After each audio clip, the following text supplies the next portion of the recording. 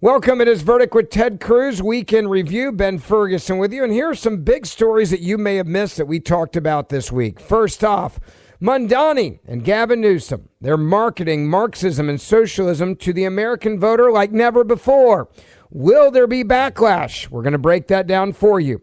Also, Senator Cruz and I sat down with an incredible leader to talk about Christian abuse in Nigeria and why the media isn't covering this story. But we are here and it's important. And finally, Bill Gates reversing course on global warming. So how much money was made off of selling you on the big scam? It's the Weekend Review, and it starts right now.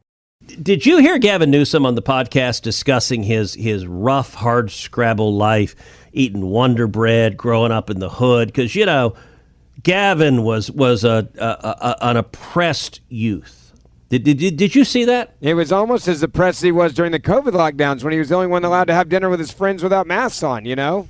Look, to be clear, Gavin Newsom is California royalty. He's fourth or fifth generation California old money. His daddy was one of the lead lawyers for the Getty billionaire fortune. He grew up, he was featured in the San Francisco paper in an article entitled Growing Up Rich. And to be clear, he started a winery with the Getty millions, billions actually, but millions from them. Started a winery at age 25. Now Benjamin, let me ask you, did you start a winery at age 25? No. Why not? I felt like I worked really hard, but I promise you it was not a winery at 25. And look, it's okay. I don't fault Gavin for the success of his parents or his grandparents or his great-great-grandparents, and it's amazing how many leftists were raised with silver spoons and inserted just about any place you could insert a spoon. But when he pretends like he's on this NBA podcast and he's talking about, I just had to support myself. I had to support myself playing ball. Like, what a load, what a crock. It's pathological. Newsom is running a different scam than Mamdani is, but it's the same scam. It is marketing Marxism, socialism, confiscatory government power, and trying to make it. I will say this. I'm going to compliment right now both Comrade Mamdani and Gavin Newsom. They got great smiles. I mean, to be honest, every dentist in America must be like, look at those pearly whites. They can worthy. Smile like it. And you know, I got to say, and I'll say this as a Cuban American whose family, you know, fled Cuba. It really feels better if you're a dissident being lined up from the firing squad if you know that the communists ordering your death are smiling. Like it really makes it less painful as you're sent to the gulag to know it's a good-looking tyrant who is sending me to the gulag. But sadly, that's where we are. And can I ask you one more question on this topic? Sure. Is there a single sane Democrat who is calling out Comrade Mamdani or Gavin Newsom on these issues? No, because they created these crazies and they allowed them to fester in their party and they literally didn't police their party. So this is the Democratic Party now, and their leaders are not Democrats. They are commies, they are socialists, they are Marxists. Just look around the country. This is who they are. Yeah, look, the elected members of the Democrat Party, particularly on the national scene, they're scared. They're scared of the mob. They're scared of the angry left-wing radicals with torches and pitchforks. We saw this at the No Kings rally where they're terrified. We're in day 27 of the Schumer shutdown because they're terrified of the mob. And so elected Democrats are terrified. But again, listen, we endeavor on this podcast to try to be real, to try to have facts, to try not to engage in just empty partisan rhetoric. So maybe you might say, all right, Cruz, Ferguson, that they're not the most impartial, unbiased observers. If you're not inclined to listen to us, although I will say if you've made it 29 minutes into this podcast and you're not inclined to listen to us, wow, you've got some endurance. Bravo to you. But indulge the setup nonetheless. If you're not inclined to listen to us, perhaps you would be inclined to listen to Bill Maher. Bill Maher is a liberal. He is a Democrat. He's been a liberal and a Democrat his whole life. Listen to what Bill Maher had to say, the warning to Democrats he had to say about Comrade Mamdani.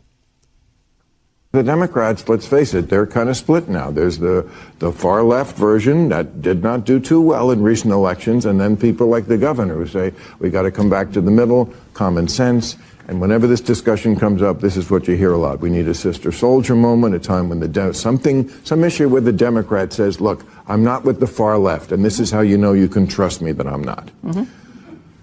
I think I have the issue. Okay. And it's the mayor's race in New York. Mm-hmm. I think he seems like a sweet guy, Mamdani. But I would just like to say, because the election is in a couple of weeks, this is not just New York that's on the ballot. I think the whole Democratic Party in the country is on the ballot. And the whole country will be looking at this race to see which way are the Democrats going to go. No, Andrew Cuomo may not be that exciting and that inspirational, but, you know, for a party that said we want to get back to normal, he's kind of normal. I mean... What? No? Well, he's got some things in his history that I would suggest are not, you know, we did not the normal I want to embrace. But. Well, we did a deep dive on that because we had him on the show. Yeah. A lot of it is kind of bullshit. I mean, maybe he was a little too handsy, a little too Italian, a little too touchy, did not... A little too Italian. That's what he said, Yes, did not get the memo. I mean, it's when you're having to defend Cuomo to try to save your party, you're not in a good place. Well, but Bill Maher, and let's be clear, Bill Maher did not vote for Donald Trump. Bill Maher would not vote for me. He is a liberal. He is a Democrat. But Bill Maher every day makes more and more sense because his party has gone so bat-crap crazy that he believes in things like free speech. He believes in things like not supporting a communist government that seizes private property and the means of production in society. He doesn't want to support Hamas terrorists and other jihadists.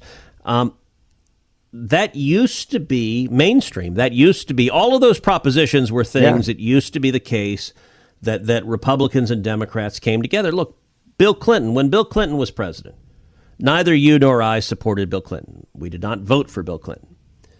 But you know what? The Bill Clinton election, when he was elected, it was not the fate of Western civilization. It was not, do we elect a communist jihadist? I would have rathered a Republican be elected, but the world didn't end when Bill Clinton got elected. Bill Clinton's views, if you took a candidate with the identical policy views of Bill Clinton and ran him today, they would tar and feather him and drive him out of the Democrat Party. He would be completely and entirely He would not get elected today as president. He would not get elected. He probably wouldn't get elected as a Democrat dog catcher because they have radicalized. And they instead want someone like Comrade Mamdani, whose party says, release the terrorist who murders Jews because they're Jews. That's where their radical base is. And you know, some of y'all may not know what a Sister Souljah moment is. And Sister Souljah actually refers to Bill Clinton. When Bill Clinton was running for president, Sister Souljah was this rapper, and Bill Clinton denounced her in the middle of the primary. And it was viewed as a brave moment of sort of taking on his base. But it demonstrated to the voters, or it was perceived to demonstrate to the voters, that he was reasonable and rational and not a crazy nutcase. And it is an interesting question.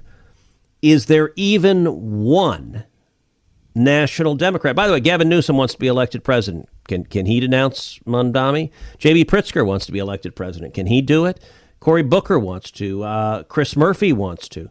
None of them are going to.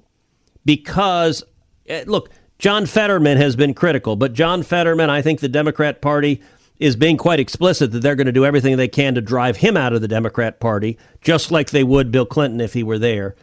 But I don't know a Democrat. And interestingly, one ambitious Democrat, is there nobody looking around? Andy Beshear, who's pretending he's a moderate in Kentucky. Josh Shapiro, who has got to be horrified at what Mamdani's saying. Has he said a word? Crickets, crickets, crickets. There is not one. And maybe that will change, but I fear, not just for the state of the Democrat Party, but I fear for the future of our republic. I think we do better when we have two political parties that are reasonable and rational and have some meaningful disagreements than we do with one party that is utterly whack job and trying to destroy America. Look, we've seen through history, it is a pendulum and it goes from one party to the other. There will come a time when these lunatics are in charge of the country again, and they've gotten so extreme that I really shudder and fear for our great nation. Now, if you want to hear the rest of this conversation, you can go back and listen to the full podcast from earlier this week. Now on to story number 2. Now, Jan, tell us what's happening in Nigeria. And as you know, I've been very vocal calling out the mass murder of Christians. Over 50,000 Christians have been murdered in Nigeria since 2009. Over 20,000 churches and schools have been destroyed, burned to the ground. And you have Boko Haram and other radical Islamic terrorist groups that are targeting and persecuting Christians in particular. And I will tell you, the government of Nigeria is very unhappy with me. They have decried my saying this. I have introduced legislation to designate them a country of special concern. And the government of Nigeria is very unhappy. And I've said, look, there are far too many government leaders who have turned a blind eye to what is happening, who have acquiesced in what is happening, who are enforcing either Sharia laws or blasphemy laws and facilitating the persecution of Christians. And as I said, the Nigerian government has been vigorously resisting me in this. Give me your judgment. What do you see happening in Nigeria, and what do you think is actually the truth? Nigeria is the most important African country. It has the largest population. And obviously there's a vying for control between, on the one hand, the Islamic states of Nigeria and the Christian states of Nigeria. And it used to be about 50-50, but because the Islamist movement, Boko Haram and others, they want to apply force, the jihadist force, this sort of gruesome killing that we've seen on October 7 in 2023 in Israel. Yep. So what is going on in Nigeria?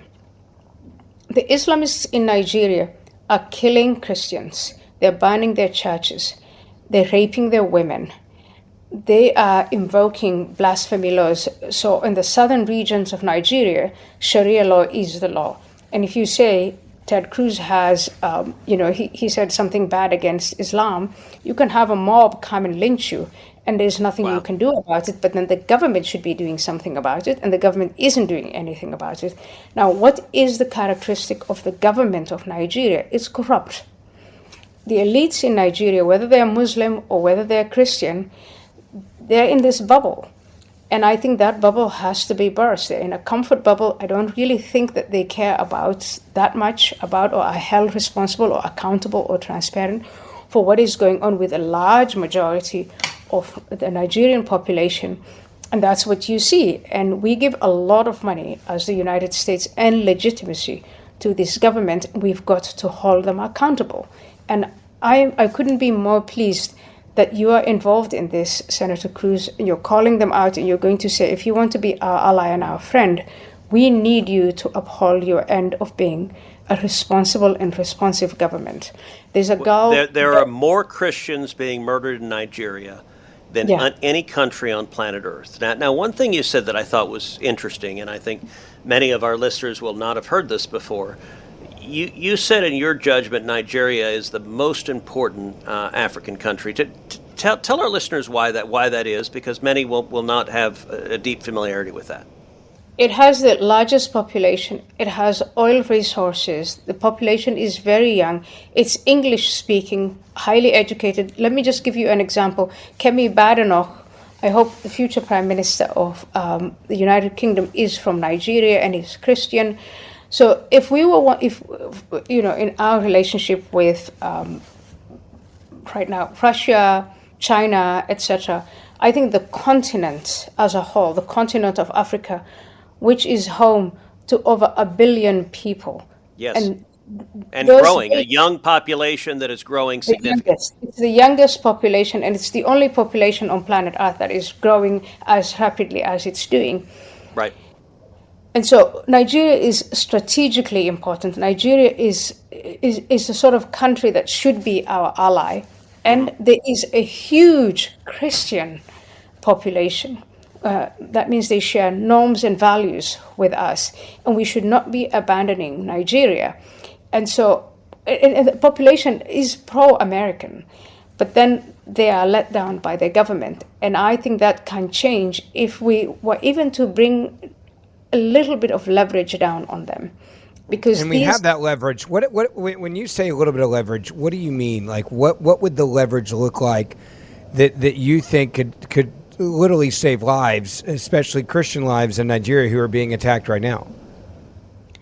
Well, it starts from the amounts of development aid money that we give them. We could apply sanctions. We could. I mean, my legislation would sanction particular government officials. So government officials at the local level who are engaged in facilitating and acquiescing in this persecution. And so it's designed to use the power of the U.S. economy and U.S. sanctions to incentivize different behavior. Absolutely. And incentivize the sort of legitimacy is really important for them to keep their money in America. All of these elites, the private jets, they come and they play in America, and American allies, even when they play in Europe, I think we have a say over that. Sure. But I don't want to go into the details of that. But I think we can leverage our influence to make the Nigerian government stop the violence immediately. They have Sharia law in the southern regions. We can, and then we say, oh, human rights, this, that, and the other. Where you have Sharia law, you do not have human rights. Are you crazy? Absolutely. Absolutely. And we need to stand up and we need to fight vigorously to prevent it here in the United States. Okay, final topic, and we're going to wrap up in just a couple of minutes. But you were born in Somalia. As you know, I've publicly called on the Trump administration to recognize Somaliland as a separate and independent nation. Tell our viewers what you think about that, and if you think that makes sense, tell them why. I think we should reward Somaliland for what they have achieved. They have been, since 1960, the former dictatorial government, Siad Barre, they were massacred. They were lured into becoming part of Somalia. They became part of Somalia, and they have come to live to regret it. But at the moment, very quickly, they are the only viable nation state. They have a homogeneous population. They speak one language, and there is a narrative of national identity, of common suffering, but also common survival. You know, as a Somali, I will tell you something. I'm an American, but born in Somalia, I will say that one of the things that we Somalis excel at is in vengeance. But the leadership of Somaliland have decided after 1991 that they were not going to channel the energy of their population into vengeance, but into building what is a nation. And they are economically violent. I think that may have oil and gas. I think that they could be a strategic partner. I admire them. And they want to stand with America. They are standing up courageously with the United States. So it is in our national interest to recognize Somaliland. Amen. To have a major ally on the Horn of Africa that is standing with us. That's significant. And look, I am someone who is very much America first. We should be putting American national security interests first, and recognizing Somaliland enhances those interests. Absolutely. They are absolutely on the same page as us. And also they have recognized Israel. They have defined a defined territory. They have a permanent population. They issue passports. But the most important thing is that they hold elections, one man, one vote, for president, for parliament, and local elections. And you can come and survey those and see that they are actually in some ways better than our American elections. And so I think Somaliland should be rewarded for the fact that they have built a nation. They do not rely on development aid. They never relied on US aid. Yeah. So please liberate them from what is Somalia, Mogadishu, which is just a broken jihadi place. Well, Ayan, thank you for taking the time. Thank you for joining us. I think this has been a very informative podcast. I think our listeners are really going to get a lot out of it. Let me encourage our listeners, share this podcast. If you want your friends, your family to understand the threat of political Islam, what it means, what it's meant in Europe, what it means here in America. I think it is an incredibly important topic. It is a very real threat. It is a threat that I am committed to combating. And one of the purposes of this podcast is to equip you, to give you information that when you're talking with your friends and families and colleagues and coworkers, that you know the truth. And Ayan, I think this has been very, very helpful to our listeners. So thank you so much for joining us. As before, if you want to hear the rest of this conversation on this topic, you can go back and download the podcast from earlier this week to hear the entire thing. I want to get back to the big story, number 3 of the week you may have missed. All right, so this one is just one of those segments that I'm just going to enjoy. Bill Gates is a guy that was like, the world's going to end, Senator, and we're all going to, die of heat, and global warming's real, and I'm investing in all these projects and things, and the government should be doing the same, and now he's like, all right, screw it, it's not going to happen. It reminds me, I think it was Newsweek back in the 80s, where they said we were all going to freeze to death from like Arctic freezing of the entire globe. Now that went away too. So they got it wrong in the 80s. And now Bill Gates is admitting, and Al Gore, remember, we were supposed to be dead like after 10 years. And that was like 10 years ago when he made his prediction that we were all going to die of global warming. None of it's actually happened. And so now Bill Gates is like, all right, screw it. I was wrong, I guess. So it wasn't 10 years, it was 12 years. And for some reason, for the apocalyptic left, the world is always ending in 12 years. And that's been true for about 2 decades now. They've been saying 12 years from now, we're all going to die. 12 years from now, we're all going to die. And I got to say, Bill Gates was willing to be as hysterical as Greta, the European teenager who shut down the German economy because they listened to a teenager and said, hey, why don't we shut down all of our nuclear power plants? And then they suddenly realized they couldn't power their country. And ironically enough, instead, they're now opening coal plants and polluting a lot more. So the apocalypse, the world is ending because of climate change. Well, look, all right, don't necessarily believe me. Let me just read what Bill Gates has done. So this is from Daily Wire. Microsoft co-founder Bill Gates has done an about-face on climate change alarmism, recently saying that there are more pressing matters people should be worrying about instead. The 70-year-old tech billionaire, who has been an outspoken environmental activist for years, said as much in a memo published Tuesday titled 3 Tough Truths About Climate. Here's what he wrote. Climate change, disease, and poverty are all major problems. We should deal with them in proportion to the suffering they cause.